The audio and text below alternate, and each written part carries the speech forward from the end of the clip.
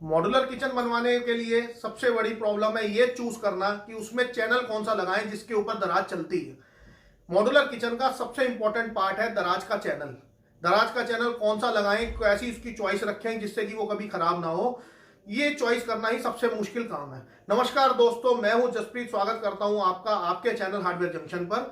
आज हम बात करेंगे मॉड्यूलर किचन के चैनल के बारे में, या फर्नीचर में जो चैनल लगते हैं दराज में उसके बारे में। चैनल होता क्या आप सभी लोग जानते हैं, इसी को चैनल बोलते हैं दोस्तों, जो कि किचन की ड्रॉर्स में लगता है। अभी क्या है दोस्तों कि मॉड्यूलर किचन में चैनल बनाने, जो भी चैनल हम लोग लगाते हैं उसको हम लोग ये नहीं सोच पाते कि हम कौन सा चैनल लगाएं। जो लोग नई किचन बना रहे हैं और जिन लोगों की ऑलरेडी बन चुकी है किचन, उनको भी यही प्रॉब्लम आती है कि वो कभी खराब हो जाता है, कभी कुछ होता है। दोस्तों करना क्या है, सबसे पहली चॉइस आपको ये करनी है, आप जो भी चैनल खरीदेंगे सबसे पहले किचन के लिए अगर आप वो चैनल खरीद रहे हैं तो वो होना चाहिए प्योर स्टील का, यानी कि स्टेनलेस स्टील का चैनल वो होना चाहिए, जिससे कि उस पर जंग आने के चांसेस कम हो जाए।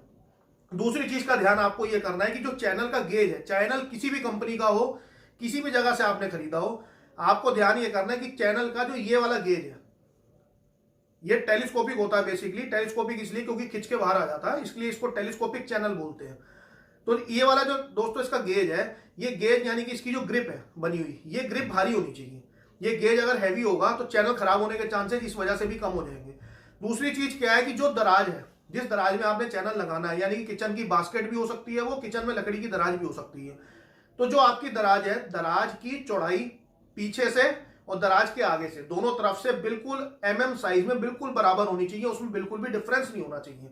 ऐसा इसलिए कि ये चैनल चलता है पैरेलल टेक्नोलॉजी के ऊपर। पैरेलल अगर हर चीज रहेगी इस तरीके से, ये मान लीजिए नीचे ही ग्रिप है, ये ऊपर ही ग्रिप है, इस तरीके से अगर ये पैरेलल रहेगा पूरा चैनल तो कभी भी ये खराब नहीं होगा। अभी क्या है कि अगर दराज के साइज में फर्क हुआ 1 या 1.5 mm का भी, तो हो सकता है कि चैनल तो आज अच्छा चल जाए, लेकिन थोड़े टाइम बाद क्या होगा कि वो स्पिल आउट हो जाएंगी, गोलियां उसमें इस तरीके से खुल के नीचे गिर जाएंगी।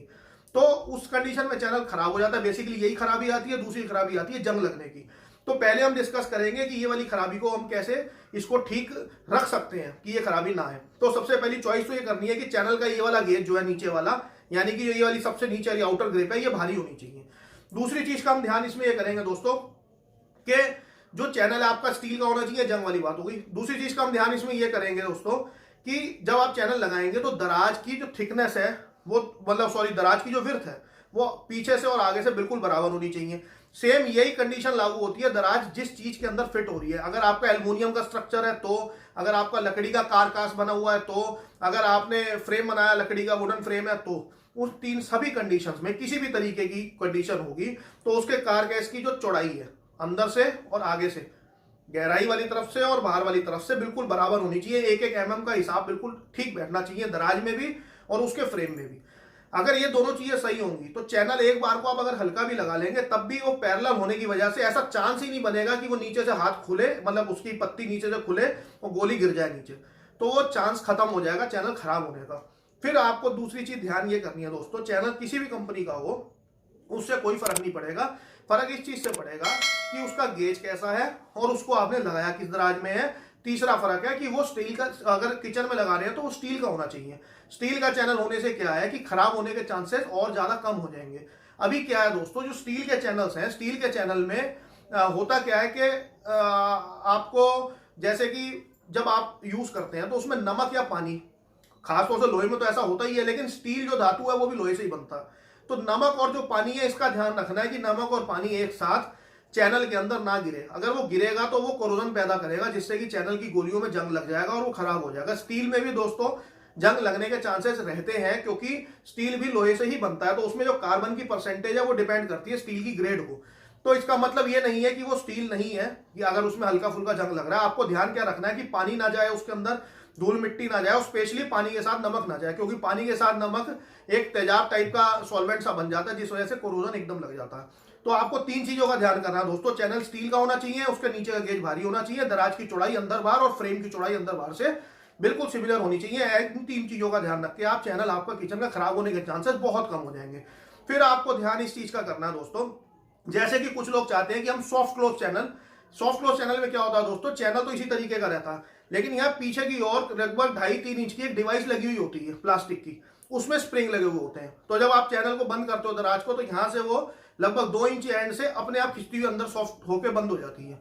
तो सॉफ्ट क्लोज चैनल का क्या फंडा है दोस्तों, अगर आप अलमारी में चैनल लगा रहे हैं किसी भी अलमारी की दराज में, उस कंडीशन में सॉफ्ट क्लोज चैनल लगाने में कोई बुराई नहीं है।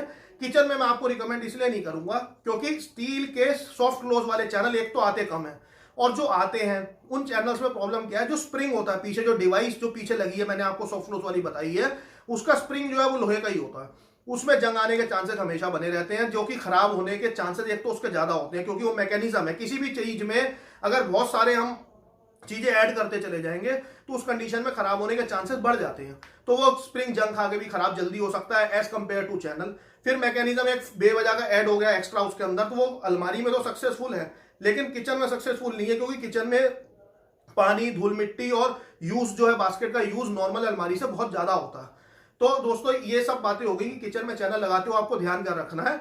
अब आजकल के टाइम पे जो मॉड्यूलर किचन दोस्तों बन रही है उसमें क्या है कि लोग बास्केट्स नहीं लगाते हैं, तो एक नए तरीके का चैनल आया है उसमें लगाने के लिए, जैसा कि आप ये फोटो में देख रहे हैं, इसको बोलते हैं क्वाड्रेल चैनल, टेंडम बॉक्स, इनोटेक, आप कुछ भी बोल सकते हैं। बेसिकली क्या है दोस्तों, है तो ये भी लोहे का ही, लेकिन इसमें जंग आने के चांसेस इसलिए कम होते हैं क्योंकि जो आप सिंपल चैनल लगाते हैं दराज वाला, वो दराज की साइडों से लगता है, यानी कि जो मैंने आपको अभी चैनल दिखाया था ये वाला चैनल दराज की दोनों साइडों पे लगेगा।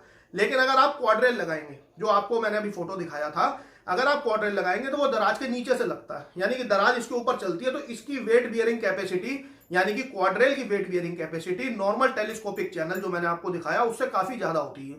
तो किचन में अगर आप इसको लगाते हैं, इसका फायदा क्या है, एक तो ये सॉफ्ट क्लोज होती है, दूसरी चीज ये साइड माउंटेड होती है, होती तो लोहे की है, साइड माउंटेड, बेस माउंटेड होती है, चैनल साइड माउंटेड है, साइड में कूड़ा जाना, नमक जाना, पानी जाने के चांसेस ज्यादा होते हैं। बेस माउंटेड में चांसेस ना समान होते हैं कि बेस में भी पानी और नमक अंदर सरक के चला जाएगा। फिर इसकी एजेस साइडों से ढकी हुई होती हैं, जो कि एजेस इसकी पाउडर कोटेड होती हैं, जिस वजह से क्वाड्रेल या इनोटेक जो भी आप इसको कहेंगे या जिस भी नाम से आप खरीदेंगे, उसके अंदर नमक, धुआं और पानी ये सब चीजें नहीं जाती हैं, तो ये खराब आसानी से नहीं होता है। इसकी life as compare to telescopic channel बहुत ज्यादा होती है, तो आप इसको भी आजकल की किचन में अडॉप्ट कर सकते हैं, जैसा कि लोग आजकल लगा रहे हैं। आजकल ये फैशन में भी है, ट्रेंड में भी है, क्योंकि इसमें बहुत सारे शौक एक साथ पूरे हो जाते हैं, जैसे कि सॉफ्ट क्लोज भी हो गया, स्मूथनेस इसकी बहुत ज्यादा फेदर टच टाइप की होती है, फेदर टच का मतलब पंख जैसा टच, बिल्कुल हवा में घूम रहा है, और दूसरी चीज ये है इसकी वेट बेरिंग कैपेसिटी ज्यादा होती है और जंग आने के चांसेस कम होते हैं, बेसिकली इसकी लाइफ बढ़ जाती है। तो दोस्तों आज की वीडियो में मैंने आपको बताया किचन में चैनल जो लगता है और जो घर की दराजों में फर्नीचर में चैनल लगता है उसके बारे में, कहां कौन सा चैनल लगाना चाहिए, चैनल कितने तरीके के आते हैं। अगली वीडियो में हम आपको बताएंगे किचन में जो कब्जा लगता है, एल बिहारी कब्जा, वो लगाना चाहिए या नहीं लगाना चाहिए, लगाना चाहिए तो कौन सा लगाना चाहिए, और नहीं लगाना चाहिए तो उसकी जगह क्या लगाना चाहिए।